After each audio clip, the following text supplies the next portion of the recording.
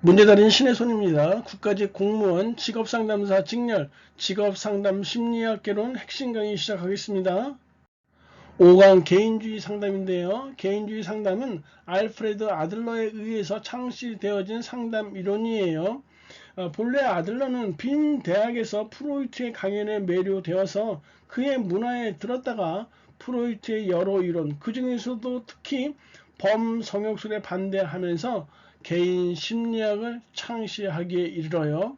때문에 개인주의 상담 이론에 대한 출제 문항들은요, 프로이트의 정신분석적 상담 이론과 대조, 비교해서 나오는 경향이 높아요. 그러니까 학습 방향 자체를 이 프로이트의 정신분석적 상담 이론과 비교하는 방향으로 설정하시길 바래요.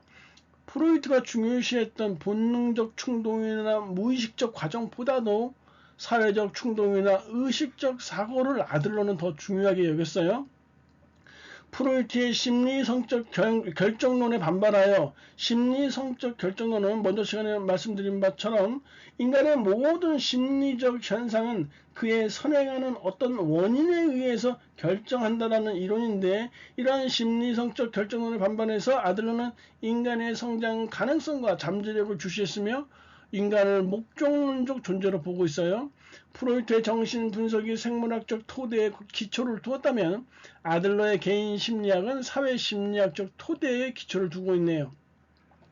프로이트는 인간을 무기력한 존재로 보았지만 아들러는 인간을 창조적인 존재로 보았다는 것도 대비가 되는 그런 내용이에요. 개인주의 상담의 특징을 보시면 상담사는 내담자로 하여금 사회적 관심을 갖도록 하고요. 사회 구성원으로서 기여할 수 있도록 돕는 역할을 해요. 그리고 내담자로 하여금 패배감을 극복하고 열등감을 감소시킬 수 있도록 돕고요. 내담자의 잘못된 가치나 목표를 수정할 수 있도록 도와요. 내담자의 행동 수정보다는 동기 수정에 관심을 두고 있고요. 사건의 객관성보다는 주관적인 지각과 해석을 중시한다는 특징을 갖고 있어요. 주요 개념을 한번 볼게요. 초기 기억이라는 것이 있는데요. 생후 6개월부터 9세까지 선별된 기억을 초기 기억이라고 해요. 내담자의 행동 목표에 관한 의미 있는 단서를 제공하고 있어요.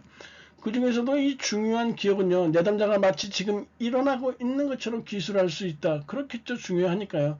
초기 기억은 삶과 자신, 타인에 대한 내담자의 현재 세계관과 일치하는 경향이 있고요. 상담자는 내담자의 초기 기억을 통해서 내담자의 삶의 목표를 파악하는 데 도움을 받을 수 있다고 주장하고 있어요. 초기 기억이야 내담자의 행동 목표, 현재 세계관, 삶의 목표 파악하는 데 도움을 준다는 거. 열등감에 대해서 아들러는 열등감은 인간의 보편적인 경험이라고 봤어요. 보편적인 경험. 그리고 자기 완성을 이루기 위한 긍정적 과정으로 간주해서 자신이 느끼는 열등감을 극복해야 한다고 주장했어요. 아들러는 열등감 콤플렉스의 주요 요인으로 기관 열등감, 과잉보호, 양육태만의 세 가지를 제시했는데요. 기관 열등감은요, 부모로부터 물려받은 신체적 불완전에서 비롯된 콤플렉스를 말하는 것이고, 과잉보호는 부모의 과잉보호에 따른 자신감 부족에서 비롯된 콤플렉스이고, 양육태만은 부모의 양육태만에 따른 자존감 부족에서 비롯된 콤플렉스를 양육태만이라고 하네요. 우월성의 추구에 대해서 살펴보면요. 아들러는 우월성이라는 이런 개념을 자기 완성 또는 자아 실현의 의미로 사용했어요. 아까 열등감은 자기 완성을 이루기 위한 긍정적 과정이라고 했잖아요. 그에 반해서 우월성은 자기 완성, 자아 실현의 의미로 사용했어요. 때문에 우월성의 추구라는 것은요, 모든 사람들의 선천적 경향성이고요, 인간을 움직이는 중요한 힘이 된다라고 말하고 있네요. 생애 과제 또는 인생 과제라는 것이 있는데, 아들러는 세계와 개인의 관계에 대한 세 가지 과제로서 일과 사회, 성을 이렇게 제시했는데요. 아들러의 이런 세 가지 인생 과제는요, 생애 진로 사정의 이론적 태도가 되었네요. 아들러는 한 개인을 집단에 소속되어서 사회 문제를 해결하는 사회적 존재로 이렇게 보았어요. 때문에 개인이 갖고 있는 사회적 관심은요, 한 개인의 심리적 건강을 측정하는 유용한 척도가 된다라고 보고 있어요. 허구적 최종 목적론이라는 것이 있는데, 인간의 행동은 과거의 경험에 의해 좌우되기보다는 미래에 대한 기대에 의해서 더 좌우된다라고 보고 있어요. 허구적 최종 목적론은요, 미래에 실제하는 것이 아니고요, 미래에 실제한다기보다는 주관적으로 또는 정신적으로 실제하는 것이, 실제 존재하는 것이라기보다는 주관적 또는 정신적으로 현재의 행동에 영향을 주는 이상으로 여기 지금 존재하는 것이라고 허구적 최종 목적론을 그렇게 봤네요. 아들러는 가족 구조 또는 출생 순위라고 이런 개념을 도용해서 동일한 가정에서 태어난 자녀들이라 할지라도 출생 순위에 따라 행동 방식이 달라지며 어른이 되었을 때 사회와 상호작용을 하는데 영향을 미친다라고 정의하고 있어. 그러면서 마지, 둘째, 막내, 독자에 대해서 각각의 정리를 하고 있는데, 마지는 왕의 대우를 받으면서 사랑과 관심을 독차지하면서 태어나지만, 둘째가 동생이 태어나는 순간 폐위된 왕으로 전락한다라고 이렇게 보고 있고, 둘째들의 가장 큰 특징은 경쟁력이라 보고 있어요. 경쟁이 수없이 형과 동생과 늘상 경쟁하는 대상이라 보고 있고, 이 막내는 이 어떤 그 과도한 과잉 보호로 인해서 과도한 의존성을 띠게 된다라고 얘기를 했고요. 그리고 독자는 자신의 중요성에 대해서 과장된 견해를 가지게 된다라고 이렇게 말하고 있거든요. 이처럼 동일한 가정에서 태어난 자녀들이라도 출생 순위에 따라서 행동 방식이 달라지고 성인이 되었을 때도 사회와 상호작용하는 데 영향을 미친다고 봤어요. 아들러의 생활 양식은요, 인생에 대한 기본 태도로서 생애 초기에 형성되며 이후 거의 변하지 않는다라고 보고 있어요. 개인의 행위는 기본적으로 자신의 독특한 생활 양식에 영향을 받는다라고 했는데요. 아들러는 이 사회적 관심과 활동 수준을 기준으로 해서 생활 양식을 네 가지로 구분했어요. 사회적 관심과 활동 수준을 기준으로 네 가지요. 첫 번째가 지배형이고요. 두 번째가 기생형이에요. 획득형이라고도 하죠. 세 번째 회피형, 도피형이라고 하고, 그리고 네 번째가 사회적으로 유용한 형인데, 우리가 직상사 2차 실기에서도 출제된 바 있어서 우리가 지기회사, 아는 친구의 아는 사람의 회사다 이렇게 해서 지기회사라고 외웠잖아요. 첫 번째 지배형은요, 말 그대로 지배적이고 독선적이에요. 활동 수준이.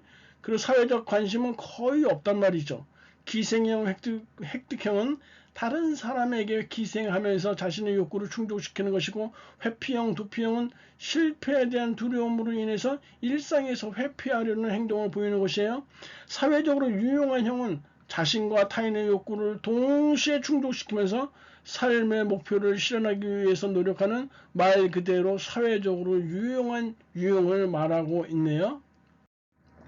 상담 기법을 볼게요. 첫 번째 단추, 초인종 누르기 기법, 푸시 버튼 테크닉이라는 이런 기법이 있는데요.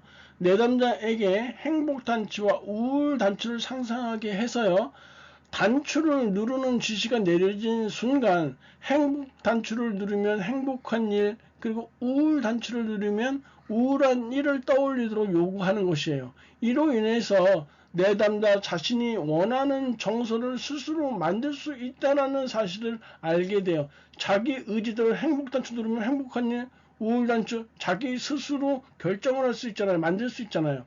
두 번째, 수프의 침 뱉기 또는 끓는 국에 찬물 끼얹기 기법이 있는데, 상담자는 내담자의 잘못된 생각이나 행동에 침을 뱉음으로써 내담자가 이후 동일한 짓을 하려고 할 때 불편한 감정을 갖도록 하는 것이에요. 역설적 의도요, 패러독시컬 인텐션이라는 이런 기법은 실존주의 철학자 빅터 프랭클에 의해서 제기되었던 기법인데요. 바람직하지 않은 행동을 의도적으로 반복 실시하게 함으로써 역설적으로 그 행동을 제거하는 기술을 말해요.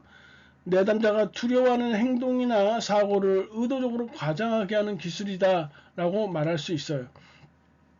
네 번째 마이더스 기법은 슐만에 의해서 처음으로 제기된 기법인데요. 원하는 모든 것을 가질 수 있는 능력은 오히려 저주가 된다라는 사실을 발견한 마이더스 왕의 이야기에 근거를 두고 있어요. 마이더스 왕은요, 프르기아의 왕, 그리스 로마 신화에 나오는 프르기아의 왕인데요. 어느 날 수레출의 길을 잃은 디오니소스의 스승이자 양 아버지인 셀레노스를 이 마이더스가 열흘간 잘 접대하고 보살펴 주게 돼요. 그의 고마움을 느낀 디오니소스, 포도의 신이죠. 디오니소스가 한 가지 소원을 들어주겠다고 해요. 마이더스는 자신의 손이 닿는 것은 무조건 모든 것이 황금으로 변하도록 하는 그런 능력을 갖고 싶다라고 말을 하니까 그 어려운 게 아니라고 디오니소스가 곧바로 그렇게 해주죠. 처음에 마이더스는 너무너무 행복했어요. 자기가 손만 대면은 나무까지든 바위든 모두 황금으로 변하는 거예요. 그러나 이후 얼마 안 있다가 그것이 곧 저주, 재앙이라는 사실을 깨닫게 돼요. 밥을 먹을 수도 없고 잠을 잘 수도 없어요. 그렇게 되는 상황을 이 마이더스 기법이라고 하는데요. 상담자는요, 내담자의 행동을 웃음거리를 만들면서 내담자 자신의 깨달음을 유도한다라고 했는데 이거 애매하죠? 예를 들어서 이런 거예요. 어느 날 내담자가 자신은 6개월 동안 공부를 했는데 모의고사 점수가 60점밖에 안 나온다라고 이렇게 한탄을 한단 말이에요. 이에 상담자가 과잉 대응을 하는 것이에요. 그럼 나는 1년 동안 공부해서 60점도 안 나오니까 나는 포기를 해야 되겠네요. 라는 이런 과잉 대응을 통해서, 그런데 과잉 대응은 자기 비하적인 과잉 대응이죠. 이걸 너무 진지하게 하면 안 되고요. 약간 농담조로 이렇게 하면서 내담자 자신의 깨달음을 유도하는 기법이 마이더스 기법이에요. 격려하기는 상담자는 내담자를 존중하고 격려함으로써 내담자의 능력이 만족스럽게 기능할 것이라는 기대를 가지도록 하는 것이 격려하기 기법이에요. 22년도에 출제된 바 있었죠. 아들러의 개인 심리학에 대한 설명으로 옳지 않은 것. 첫 번째, 인간을 움직이는 중요한 힘은 우월성 추구이다. 맞고요. 출생 순서가 개인의 성격 형성에 크게 영향을 미칠 수 있다. 맞는 내용이죠. 열등감은 인간의 보편적인 경험이다. 맞는 거고요. 4번에 어려서부터 형성된 각본을 분석하는 것은요, 에릭 번이라는 사람의 교류 분석적 상담, 앞으로 공부할 내용에 해당되는 이론이에요. 그래서 4번이 이렇게 틀렸네요. 강의들 고생하셨고요. 다음 시간에 뵙도록 하겠습니다. 감사합니다.